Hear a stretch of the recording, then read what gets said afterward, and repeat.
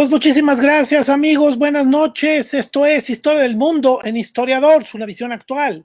El día de hoy vamos a estar hablando de Egipto antiguo. Recuerden que todos los jueves a las 7:30, durante una hora, vamos a estar platicando acerca de la historia del mundo, una visión actual. Por supuesto, vamos a dar una visión cronológica. Quisiera que supiéramos que vamos a estar platicando acerca de la historia de Grecia la próxima semana. Después vamos a estar hablando acerca del imperio, de la historia de Roma, que va a ser muy grande. Vamos a estar hablando acerca del Imperio Romano. Antes de eso podemos estar hablando de la monarquía romana con todas sus leyendas y todo lo que sería después la República Romana, que tiene muchísimas historias y sobre todo muchísima herencia en lo que sería nuestra historia actual.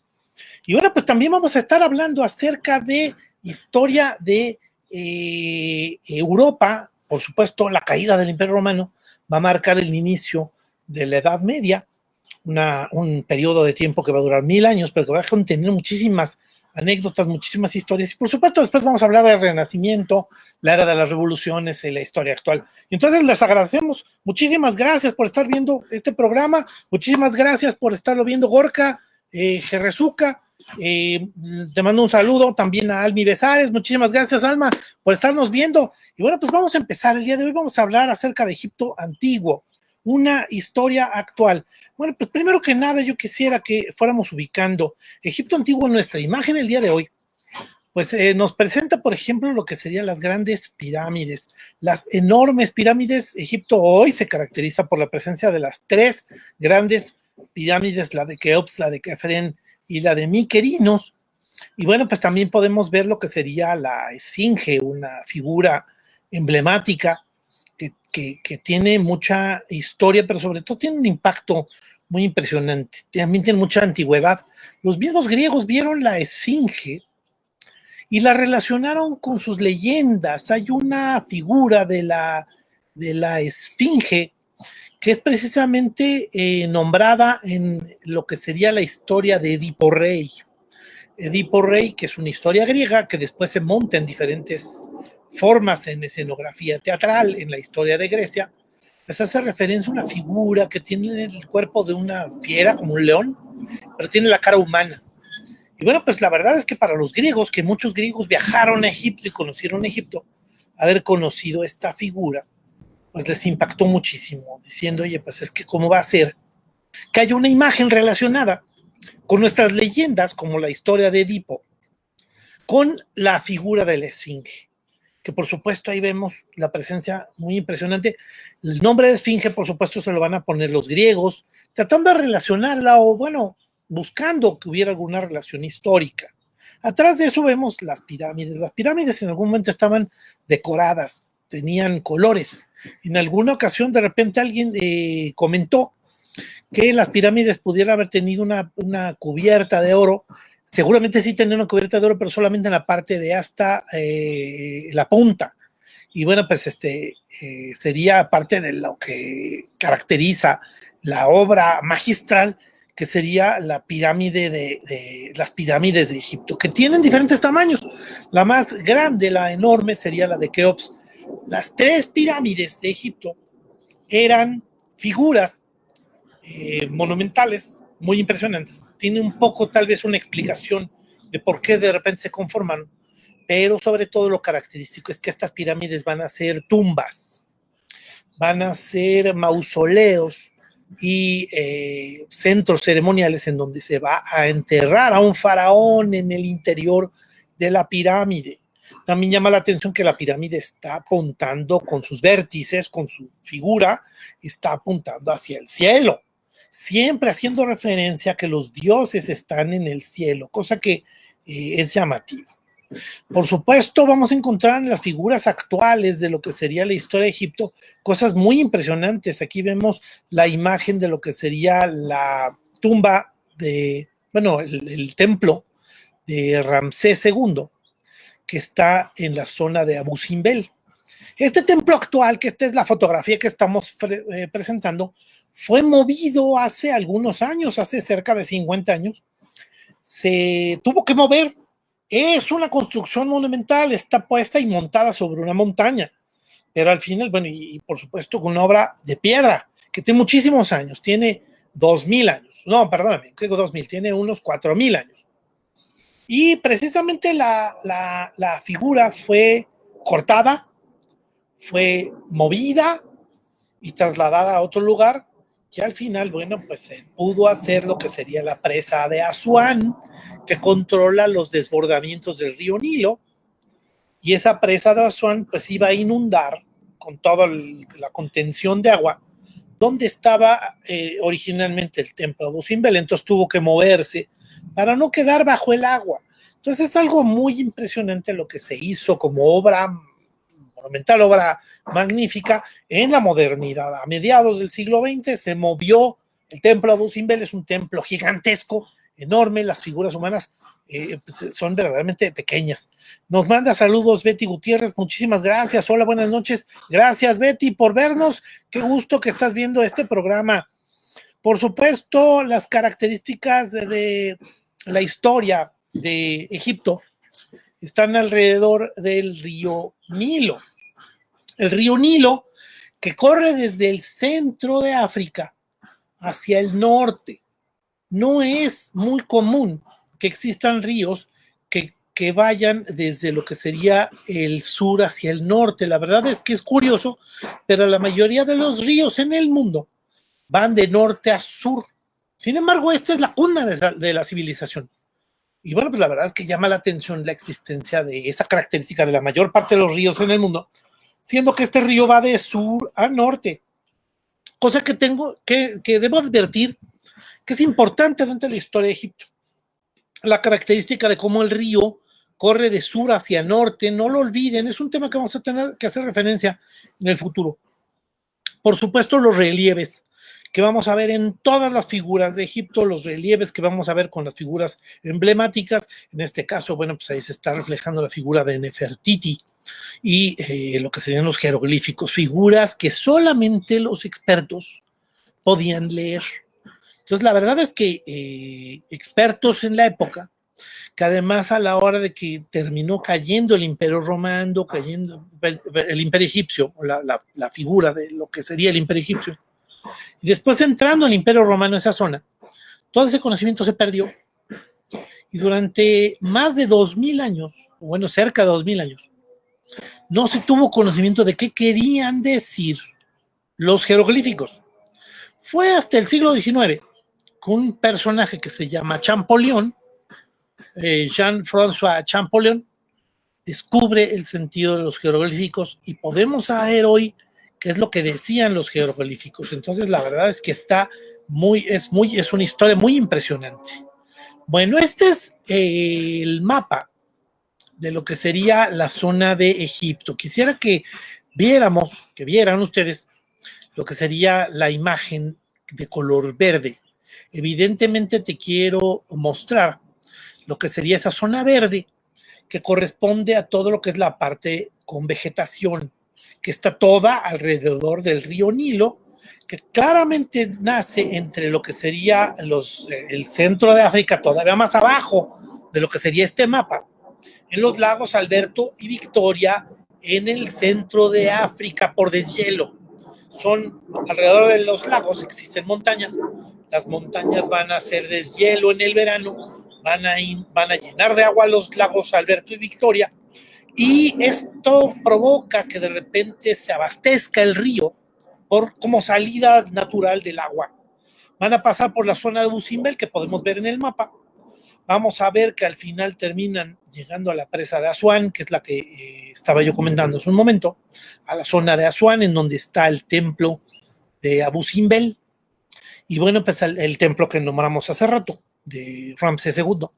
Y bueno, pues al final va a irse por todo lo que sería este río, yéndose hacia arriba de lo que sería la cuenca del río.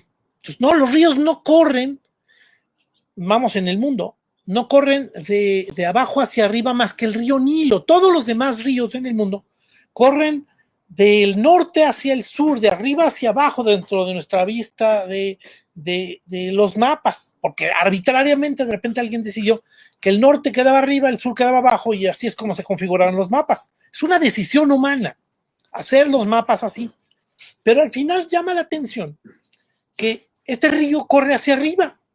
Entonces, la verdad es que sí es un tema muy interesante encontrar que esa es la característica de este río. Y bueno, pues la verdad es que sí vamos a ver de centros que van a ser muy impresionantes, muy importantes. La zona de Luxor, que vemos ahí marcada en el río, va a ser a veces, durante algunas ocasiones dentro de la historia de Egipto, va a ser la capital, el centro donde vive el faraón, el que domina todo este territorio, todo el demás territorio que vemos en amarillo va a ser desierto. Y bueno, pues ahí vemos lo que sería el Mar Rojo, que en la parte casi al norte, cerca de lo que es el canal de Suez, ahí es donde vamos a encontrar que prácticamente ahí se cierra y se vuelve una cuesta, una ladera de río muy pequeña. Y bueno, pues la verdad es que al final ese río va a tener todo lo que sería un deslave, una corriente muy chiquita.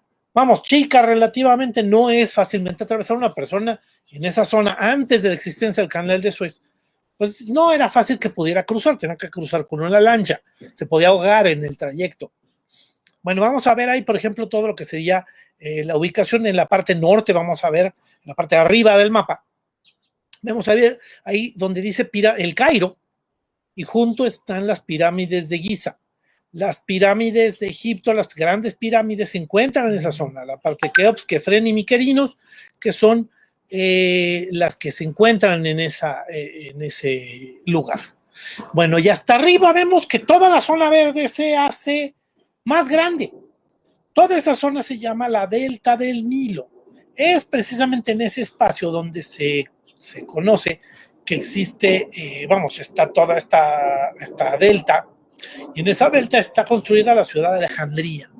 Cuando los griegos finalmente dominan este territorio, ya en el siglo IV, el siglo III antes de Cristo, van a ubicar la capital en ese lugar y van a vivir los últimos faraones, hasta Cleopatra, que va a ser la última faraona, la reina de Egipto, que se va a enamorar de Julio César, va a vivir las vicisitudes de haber tenido al hombre más importante de Europa, el hombre más importante de toda la historia de Roma, el conformador del dominio mediterráneo que después va a tener Roma. Y por supuesto, después de la muerte de Julio César, con el asesinato de Julio César en el Senado, se va a enamorar de Marco Antonio, tal vez un poco buscando el mismo sentido. Tan pronto muere Marco Antonio y Cleopatra es derrotada en una batalla naval contra Augusto, contra Octavio César Augusto, que es el sobrino de Julio César. Pues al final ahí va a entrar ya precisamente un declive, la caída de lo que sería el imperio egipcio, toda la historia de Egipto, y va a terminar convirtiéndose incorporándose esta historia a lo que sería la historia de Roma, que ya es en el siglo I antes de Cristo.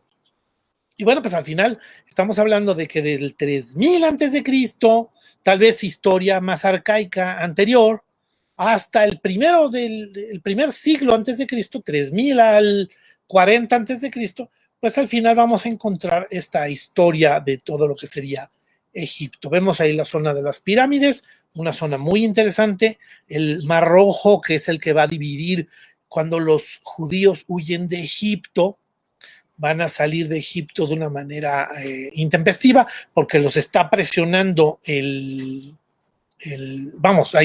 presiones por parte de los judíos y por parte de la religión para poder liberar a los judíos y poderse salir de esa zona. Ellos van a buscar cómo salirse, al final van a terminar en Israel, que está también en esa zona. Y bueno, pues los egipcios, los judíos, a la hora de escaparse, van a pasar por el Mar Rojo y Moisés va a abrir el Mar Rojo con su caña, con su cetro, y al final es por ahí por donde van a pasar. Entonces, geográficamente, ahí están las explicaciones, tienen unas explicaciones también que quiero compartir, pero bueno, la historia bíblica también está relacionada y tiene una explicación alrededor de esto. Entonces, llama mucho la atención este tema.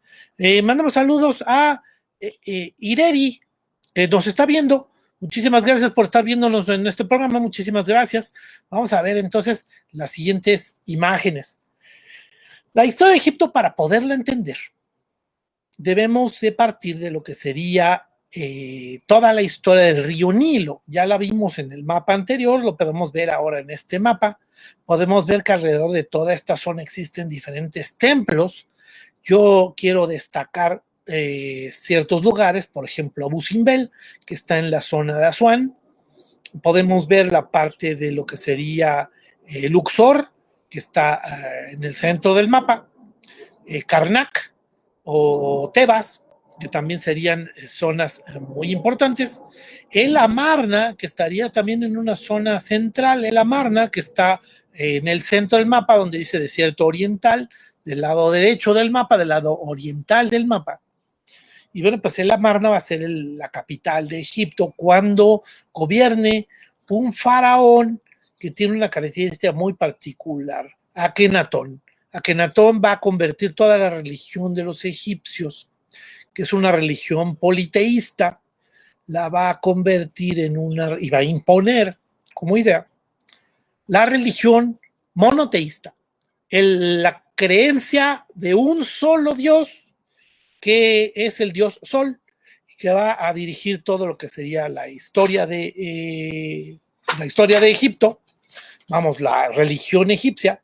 Y bueno, pues al final él va a morir y se va a abandonar la ciudad.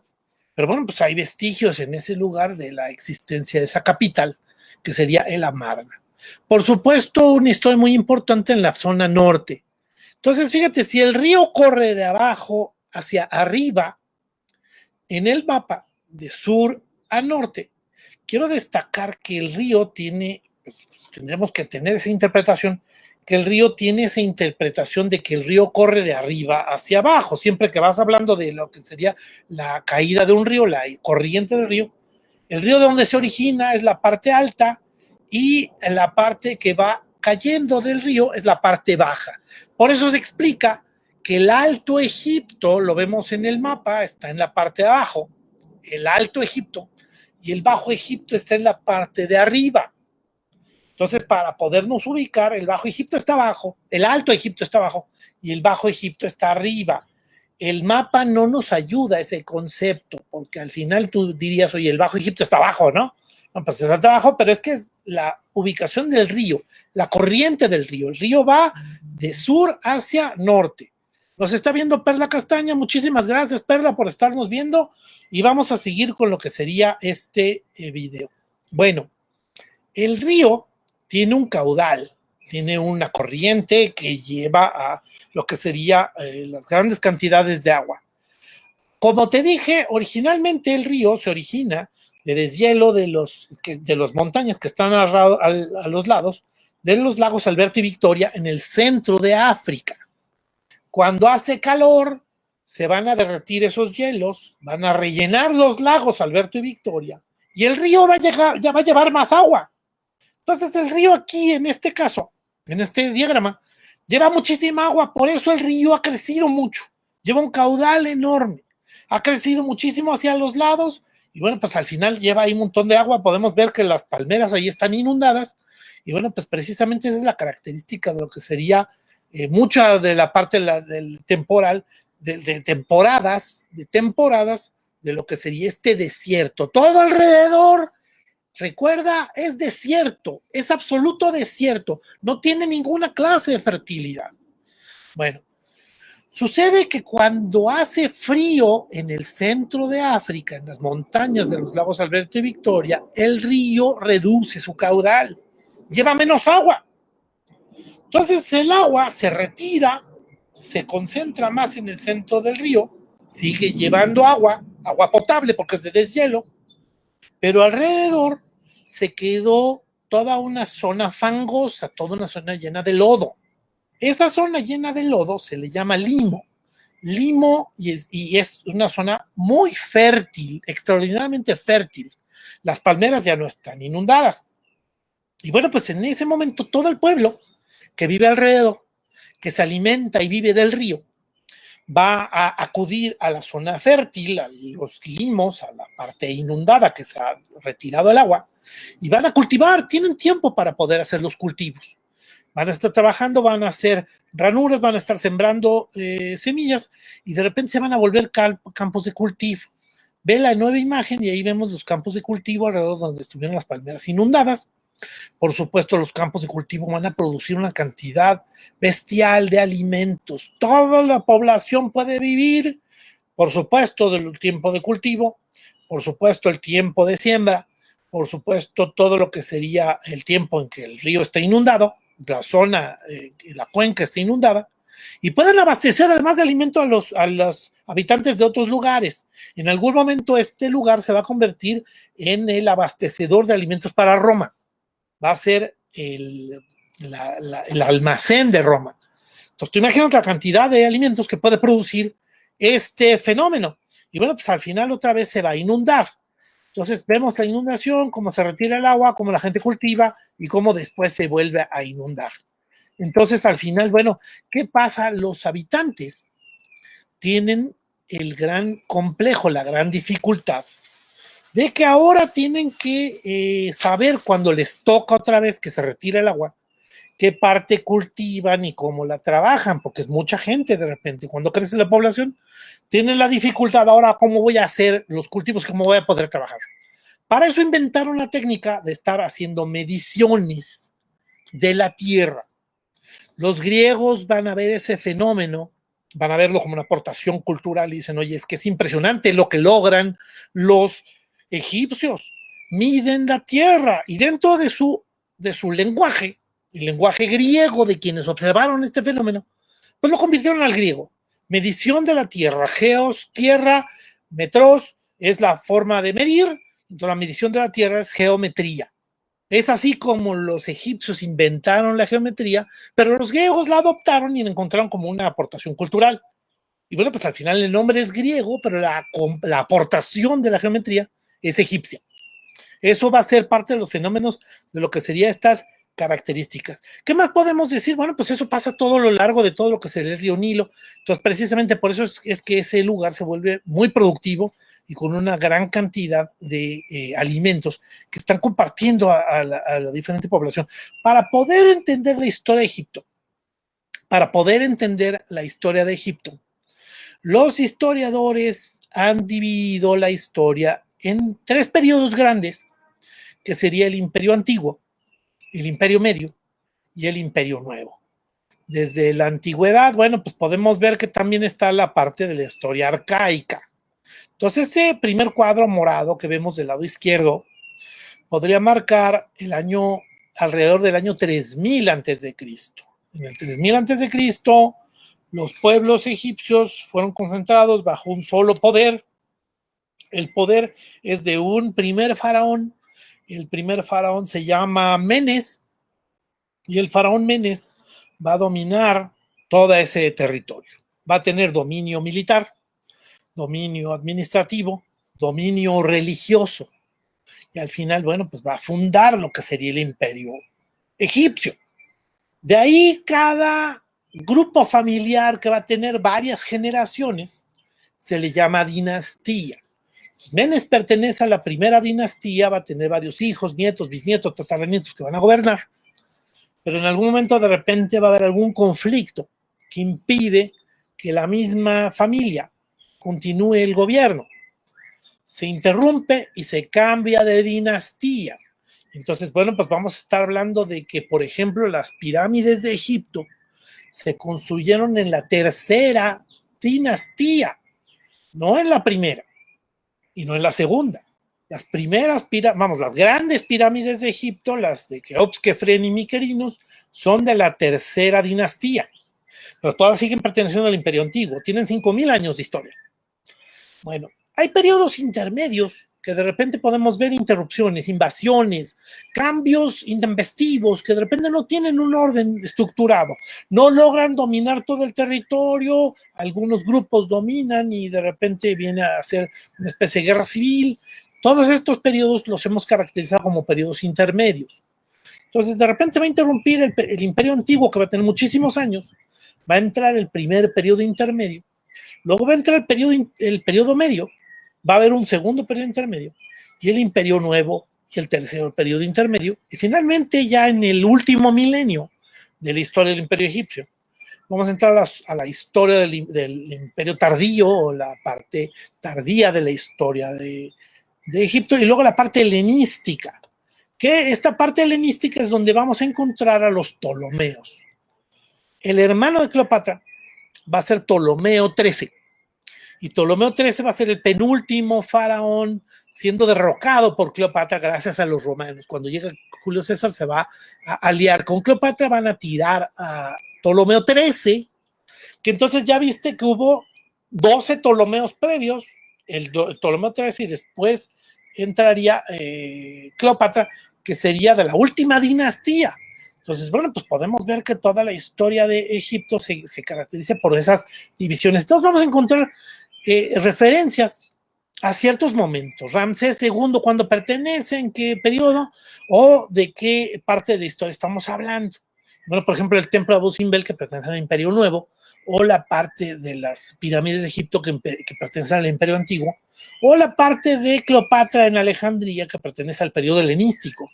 Entonces, esta es una división de lo que sería la historia de los periodos y cómo podremos estudiar la historia de Egipto.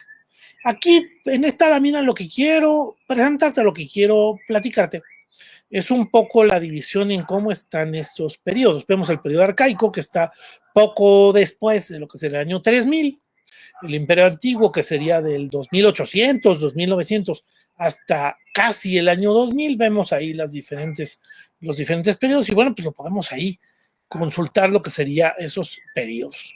Y el último imperio, que terminaría casi en el año 1000 antes de Cristo, y bueno, invitando a lo que serían los últimos periodos, el tercer periodo intermedio, el periodo tardío, el periodo helenístico. Escríbanos, amigos, díganos qué es lo que ustedes ven como característica, qué preguntas nos harían sobre estos temas. Muchísimas gracias por estarnos viendo, y bueno, pues vamos a continuar con lo que sería esta historia. Vemos, bueno, pues por ejemplo aquí las pirámides de Gizeh, la parte de Memphis, como una de las grandes capitales. Después se va a abandonar Memphis y la capital se va a pasar a Tebas. En algún momento decía yo que vamos a encontrar lo que sería la capital en el Amarna, que está en la parte céntrica de este mapa. No sé si se logre ver un poco mi cursor, y bueno, pues poder ver que más o menos en esta zona va a estar el Amarna. Y bueno, pues vamos a ver si podemos ubicar esa zona. Grandes centros importantes culturales, como lo que sería Karnak o Edfu, y la zona de Abu Simbel. Aquí vemos que la zona de las pirámides están en el Bajo Egipto, y la zona fértil es alrededor de todo el río Nilo. Hasta el sur, en la parte de Asuán, vamos a encontrar que viven hasta unos hipopótamos. Y los hipopótamos no van a ser animales agradables, son animales muy feroces. Hay una historia de los faraones egipcios, que uno de los faraones va a terminar acercándose demasiado a un hipopótamo, y el hipopótamo se lo va a comer. Y bueno, pues la verdad es que sí es una zona muy llamativa. Dentro de las fieras que se ven en las figuras egipcias, vamos a encontrar, por supuesto, halcones, ¿no? Con Horus. Vamos a encontrar chacales, con Anubis, o vamos a encontrar figuras como lagartos. También en esta zona hay cocodrilos. Uno de los castigos que utilizaban los egipcios era matar a los criminales por medio de arrojarlos hacia los cocodrilos que se encuentran en Egipto. Esta es la pirámide de Sócer, es una de las pirámides más antiguas, y yo creo que esta explica mucho el fenómeno de la existencia de pirámides. Parte del fenómeno es muy parecido al fenómeno sumerio, el fenómeno de los asirios de Mesopotamia. Los sacerdotes tienen que dirigirse al cielo, porque el cielo te ofrece mensajes, te ofrece información. El cielo, con sus constelaciones, la posición de las estrellas, te dice si es el momento en que va a haber inundación en el río, o es el momento en que se va a retraer el río, o es el momento en que tenemos ya que cultivar. Los sacerdotes son los que dominan ese conocimiento. No es conocimiento común de la población. Puede ser adquirido después por la población, pero al final los sacerdotes empiezan a interpretar ese fenómeno. Entonces los sacerdotes tienen que dirigirse a los dioses para que favorezcan esas condiciones, porque a veces, evidentemente, hay cambios climáticos. Y los cambios climáticos de repente van a provocar reducción en la producción agrícola, y eso castiga a la población. Y la explicación de los sacerdotes es, pues es que los dioses se enojaron. ¿Cómo le hacemos? Vamos a ofrecerle a los dioses sacrificios, vamos a ofrecerle a los dioses ruegos, vamos a pedirle a los dioses que nos ayuden, y al final eso de repente provoca que el sacerdote tenga que dirigirse a los dioses. Por eso los sumerios en Mesopotamia construyeron plataformas, una especie de tarima. ¿Qué es lo más lógico después si se quieren acercar más a los dioses? Pues tratar de construir una segunda parte de esa tarima, una tarima sobre la tarima. Y al final, la construcción de una tercera tarima arriba de las otras tarimas, construidas con piedra. Eso es lo que termina ofreciendo al sacerdote la característica de ponerse arriba del pueblo, dirigirse a los dioses y poder hacer ceremonias. Precisamente ese es el comportamiento de los sumerios, los acadios, los amorreos, Mesopotamia. Ese comportamiento explicaría la existencia de esta pirámide y de algunas pirámides adicionales que vamos a encontrar, pirámides escalonadas en Egipto. Pero también las pirámides mesoamericanas son escalonadas y tienen entonces una explicación similar. Precisamente es construir una tarima y arriba de ella otra tarima y arriba de ella otra tarima, lo cual termina siendo la característica de las pirámides escalonadas. Después los egipcios convirtieron ese fenómeno en el fenómeno que nosotros hoy conocemos y podemos ver las pirámides antiguas cómo son escalonadas, cómo la pirámide que se ve en el centro de esta figura empieza a tener más alisadas sus paredes, y finalmente cómo las pirámides de Keops, Kefren y Miquerinos terminan siendo obras monumentales ofrecidas a los dioses, pero en las cuales ya entra un fenómeno característico de gobierno, de una concentración de poder muy fuerte sobre el imperio y una demostración de poder. Había que demostrarle a los demás el tamaño de la pirámide. Lo mismo podemos encontrar en la pirámide de Cholula. La pirámide de Cholula en México es enorme, es más grande que estas pirámides. Y sucede que la pirámide de Cholula pues tendría también esa explicación, aunque sigue siendo un centro ceremonial, sigue siendo una pirámide escalonada y sigue siendo un centro, un templo.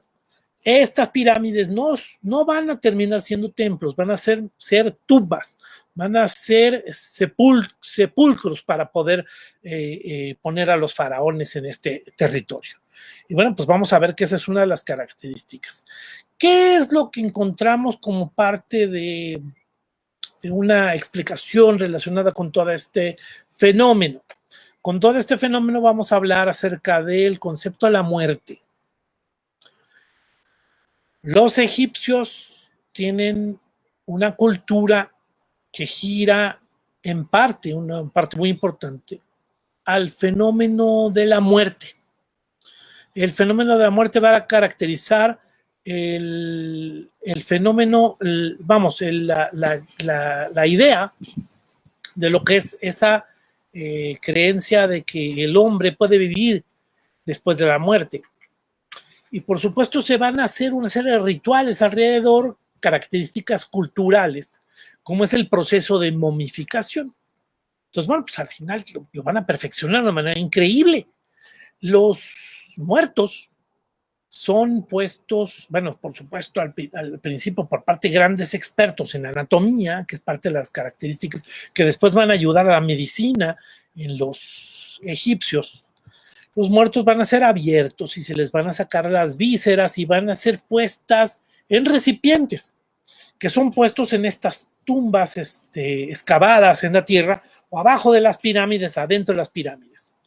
Y bueno, pues esta tumba es impresionante porque es la tumba de Tutankamón, una de las grandes tumbas del Imperio Medio, de una manera, es impresionante. Estamos hablando de una tumba con unos ornamentos, una cantidad de riqueza muy impresionante. Parte de las características también como aportación cultural es que los egipcios de repente ponían un sarcófago adentro de otro, y de repente el número de personajes que estaban adentro de figuras que estaban una dentro de otro sarcófago, o sea, dentro de otro tipo matrushkas rusas, pues es parte de la característica de cómo enterraban a sus muertos, que también ponían a sus acompañantes.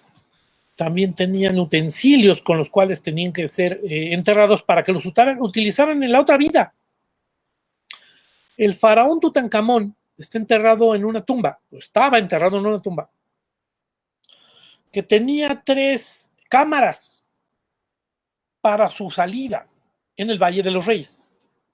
En el Valle de los Reyes, los grandes sepultureros, los grandes excavadores de tumbas, hicieron una excavación con la escalinata, hicieron una puerta, excavaron adentro de la tierra una tumba, después hicieron un pasaje para llegar a un segundo cuarto y después un tercer cuarto.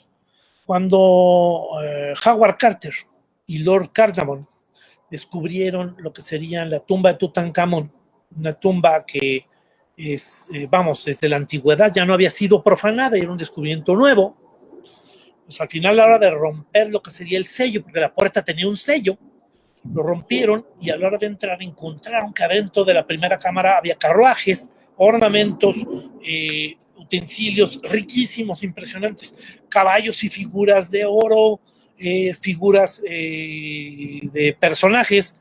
Por supuesto, al final van a llegar a esta cámara y ahí es donde van a encontrar una tumba extraordinariamente ornamentada, extraordinariamente monumental, increíble, por supuesto, una manera genial, hermosa, llena de oro.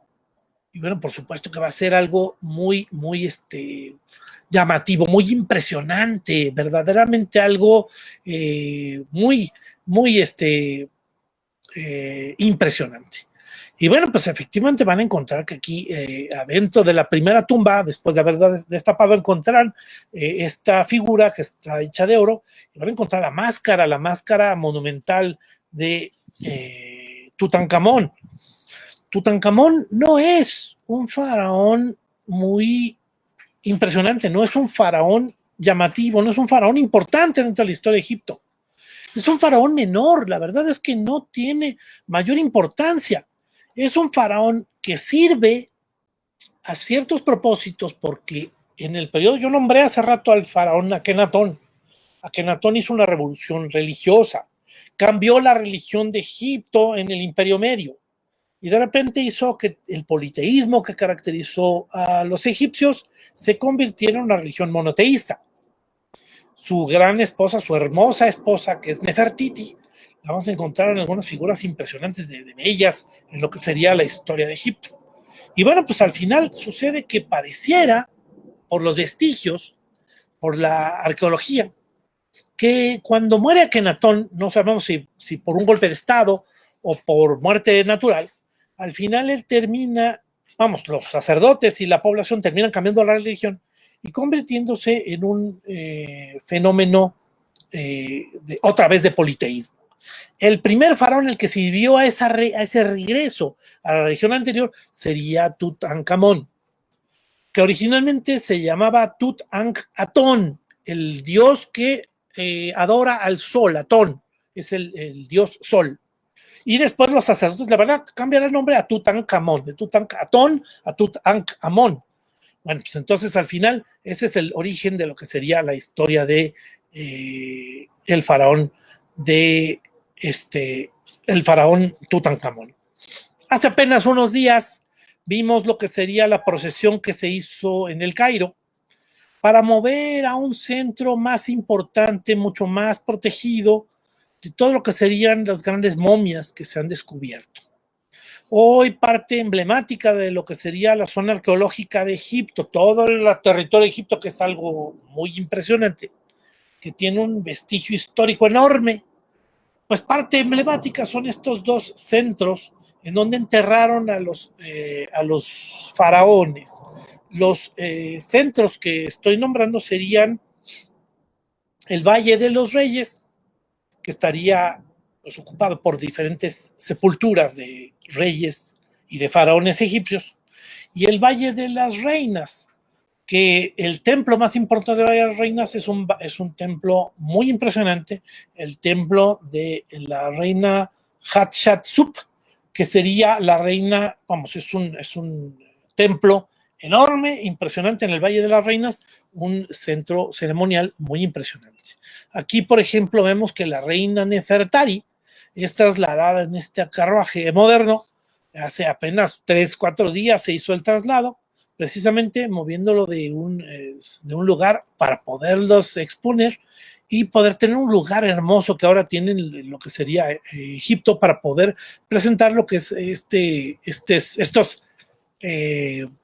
estas tumbas, estos faraones, estas momias que tienen un vestigio arquitectónico, un vestigio artístico muy impresionante, ¿no? Bueno, pues vamos a ver, por ejemplo, bueno, pues aquí vemos parte de la ceremonia, por supuesto que empezó ahí con un desfile muy impresionante. Bien, ¿qué es lo que podemos hablar acerca de la historia de Egipto para poderla entender? La historia de Egipto es una conjunción de sociedades.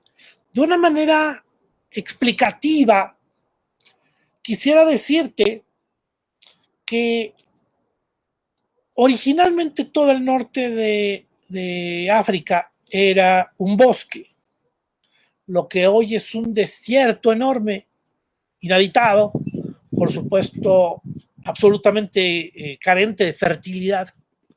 Pues al final ese desierto infértil, terrible, era una zona llena de plantas, llena de humedad, llena de agua, llena de bosque.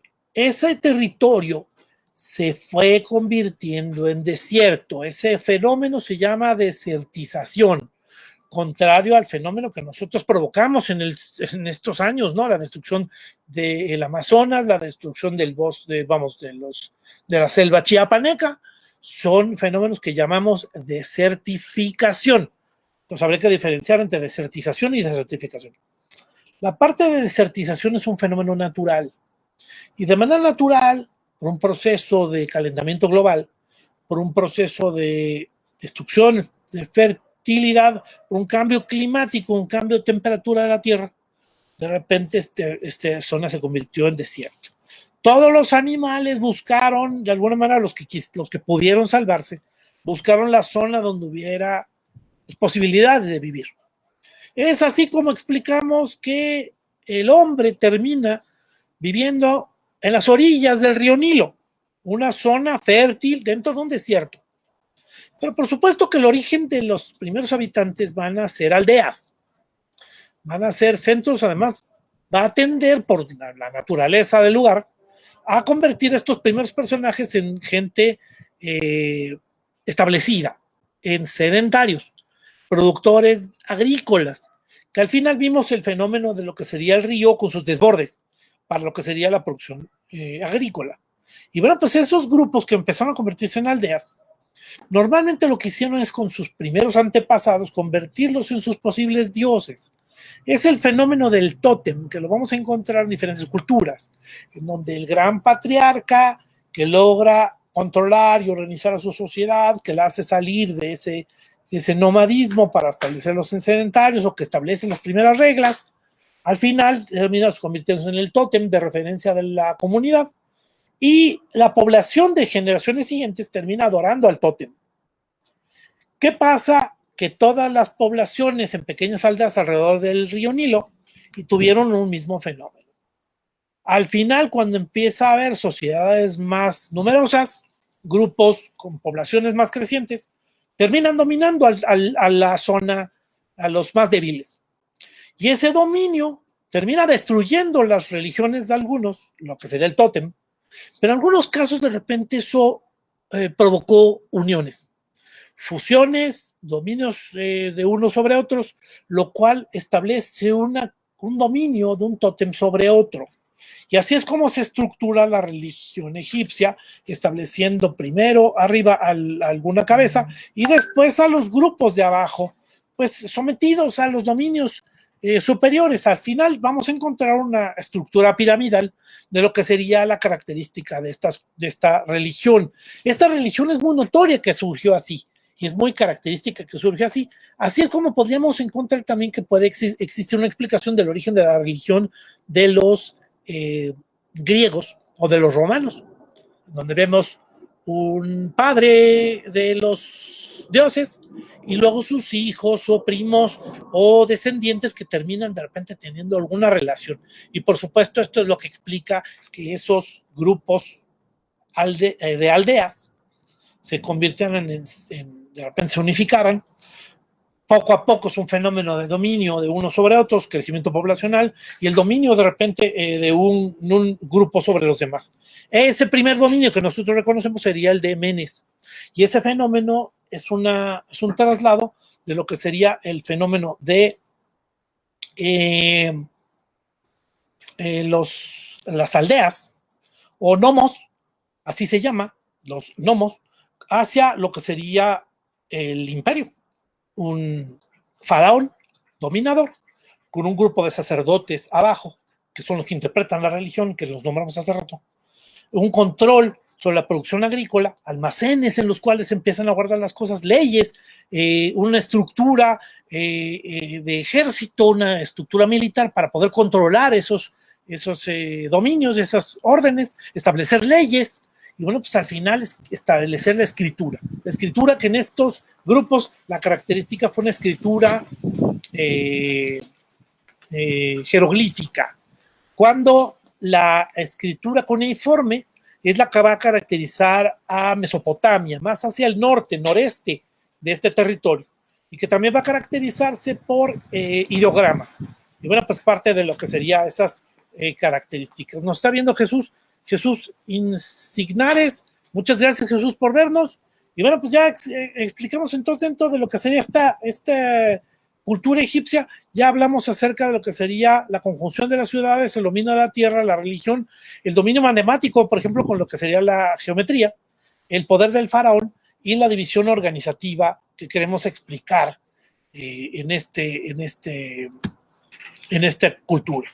Ya también hay conceptos importantes, ya dividimos entre lo que sería el Alto Egipto, que está en la zona sur, y el Bajo Egipto, que está en la zona norte. Ya vimos la división temporal, las dinastías y la importancia de la religión. Yo creo que estos conceptos que estamos nombrando aquí del lado derecho en esta lámina es lo que explica pues un poco la estructura de lo que deberíamos estar estudiando. Y bueno, pues eso sería lo que veríamos el día de hoy, amigos. El día de hoy pues ya tuvimos lo que sería esta explicación de lo que sería la historia de Egipto, y pues yo les agradezco que hayan visto este programa. La próxima semana vamos a ver la historia de Grecia, y bueno, pues no olviden en seguirnos, tratando de hacer una explicación, una historia muy sencilla, muy básica de lo que sería la historia del mundo. Un enfoque actual. Y bueno, pues todos los jueves, no se lo pierdan. Muchísimas gracias. Hasta luego.